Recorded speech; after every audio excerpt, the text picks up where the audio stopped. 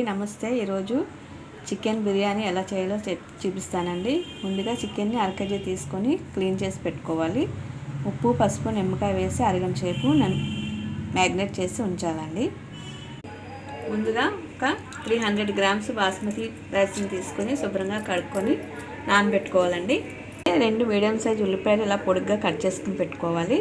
2 టమాటాలు, 4 పచ్చిమిర్చి, కొత్తిమీర, పుదీనా అండి. ఒక 7-8 లవంగాలు, ఒక 4 యాలకులు, ఒక అనాస పువ్వు, జాపత్రి, దాల్చిన చెక్క, బిర్యానీ ఆకు అండి. చూడండి, అన్నీ రెడీగా ఉన్నాయి కదా. ఇప్పుడు తయారీ విధానం చూద్దాము.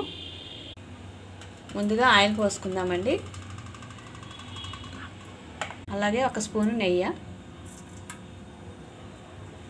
వేడెక్కాక ముందుగా కొంచెం జీలకర్ర వేసుకోవాలి. హోల్ గరం మసాలా, కొంచెం జీడిపప్పు అండి,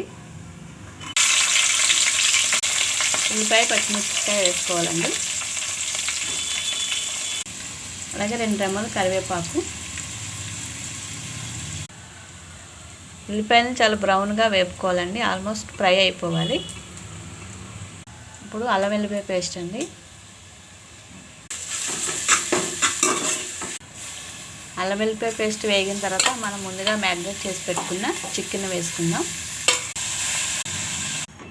చికెన్ వేసుకున్న తర్వాత బాగా కలుపుకొని 2-3 నిమిషాల పాటు బాగా మగ్గనివ్వాలండి. ఇప్పుడు మనం ముందుగా కట్ చేసి పెట్టుకున్న టమాటా ముక్కలను వేసుకుందామండి. టమాటాలని, చికెన్ని ఒకేసారి మగ్గపెట్టుకుందాం. టమాటా సాఫ్ట్గా అవ్వాలండి. ఇప్పుడు కొంచెం సాల్ట్ అండి, చికెన్లో కూడా వేసుకున్నాం. టమాటా సాఫ్ట్ అయింది కదా, ఇప్పుడు అన్నీ వేసుకోవాలి. 2 స్పూన్లు కారం అండి, స్పూను గరం మసాలా, అలాగే 1 స్పూను బిర్యానీ మసాలా అండి. పెరుగు వేసుకుందామండి. చూడండి, చికెన్లో వాటర్ వచ్చింది కదా, దాన్ని అలా ఉడకనివ్వాలి. ఇప్పుడు వేరే స్టవ్ ఆన్ చేసుకొని వేరే పాన్ పెట్టుకొని 3 గ్లాసులు వాటర్ని ఇలా మరిగించుకోవాలండి. ఇప్పుడు కొత్తిమీర అండి, అలాగే పుదీనా బాగా కలుపుకుందాం. ఇప్పుడు ముందుగా నానబెట్టుకున్న రైస్ని ఇందులో పోసుకుందాం. ఇప్పుడు ముందుగా మనం మరగబెట్టుకున్న నీళ్ళని ఇందులో పోసుకుందామండి.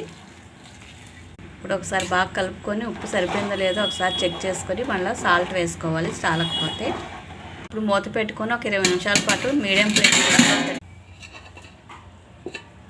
చూడండి, చాలా సాఫ్ట్గా పొడి పొడిగా బాగా ఉడికింది కదా. ఇప్పుడు ప్లేట్లో సర్వ్ చేద్దాం. అంతేనండి, ఎంతో గుమగుమలాడే చికెన్ బిర్యానీ రెడీ అయ్యింది.